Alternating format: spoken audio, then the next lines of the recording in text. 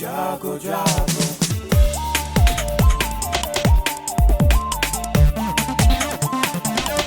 Radio जागो जागो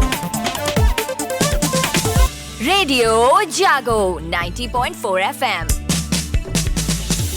नमस्कार, ये है रेडियो जागो 90.4 FM। अब आप दीपक से आज की हलचल सुनिए।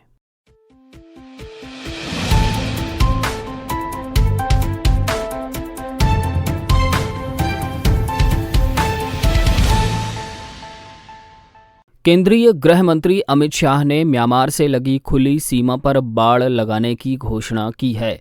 इस सीमा पर बांग्लादेश की तर्ज पर बाड़ लगाने का काम होगा। उन्होंने कहा कि म्यांमार के साथ बेरोक-टोक आवाजाही के समझौते पर भी भारत सरकार विचार कर रही है और अब आने जाने की इस सहूलियत को बंद करने जा रही है। FWICE ने रामलला की प्राण प्रतिष्ठा के समारोह को लेकर मनोरंजन जगत के लिए 22 जनवरी को अनिवार्य अवकाश घोषित किया है। FWICE ने सभी प्रोडक्शन हाउस से 22 जनवरी को कोई शूटिंग, रिकॉर्डिंग इत्यादि का शेड्यूल नहीं रखने की अपील की और उस दिन के शेड्यूल को आगे बढ़ाने की सलाह दी है।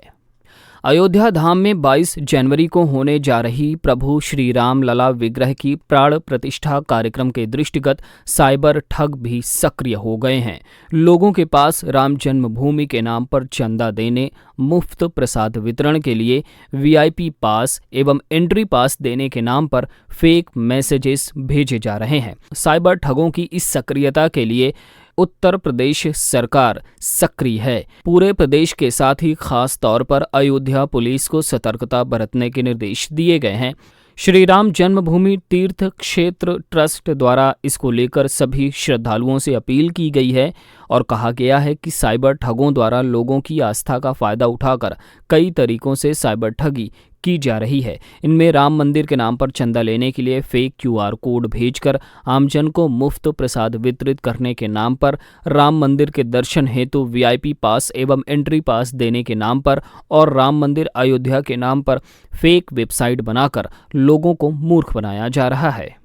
अगर आपके पास भी कोई ऐसा कॉल या मैसेज आता है तो आप उनके झांसे में ना आएं और राष्ट्रीय साइबर हेल्पलाइन नंबर 1930 पर कॉल करके इसकी जानकारी दें।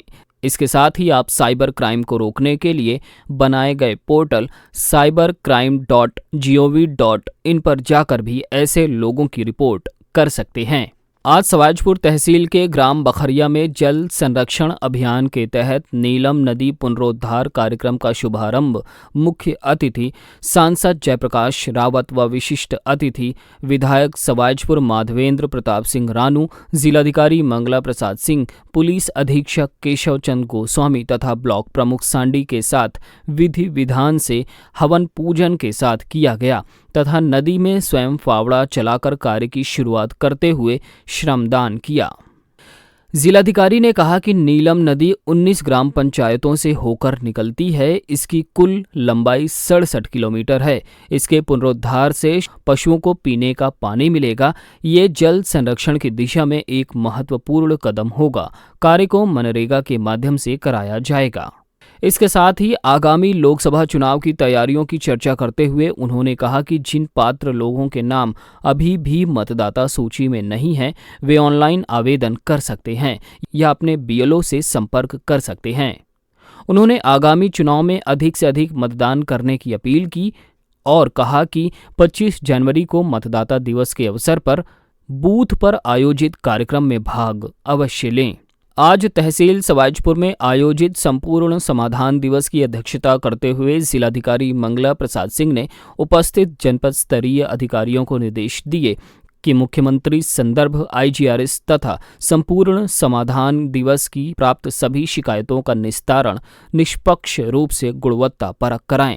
गरीबों के पट्टे एवं अन्य सरकारी भूमि पर अवैध कब्जों की शिकायतों को गंभीरता से लेते हुए जिलाधिकारी ने समस्त कानूनगों तथा लेखपालों को निर्देश दिए कि सभी प्रकार की भूमि पर किए गए अवैध कब्जों के संबंध में पुलिस टीम के साथ जाकर मौके पर नाप कराकर भूमि कब्जा मुक्त कराएं और अवैध कब्जा करने वालों के विरुद्ध कठोर कार्यवाही करें।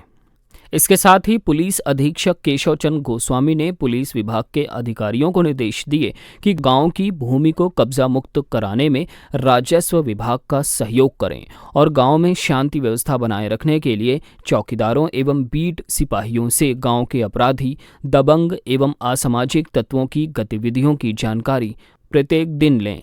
आज विकसित भारत संकल्प यात्रा कार्यक्रम विकासखंड टोडरपुर के ग्राम पारावा कुसुमा में उच्च शिक्षा राज्य मंत्री रजनी तिवारी द्वारा शुभारंभ किया गया।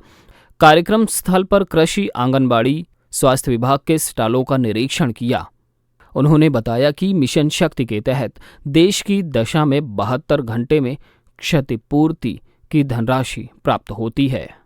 विकसित भारत संकल्प यात्रा कार्यक्रम में कृषि विभाग के कार्मिकों द्वारा पीएम किसान योजना के अंतर्गत ई-केवाईसी, भूलेख अंकन, केसीसी एवं नए पंजीकरण मौके पर कराए जा रहे हैं।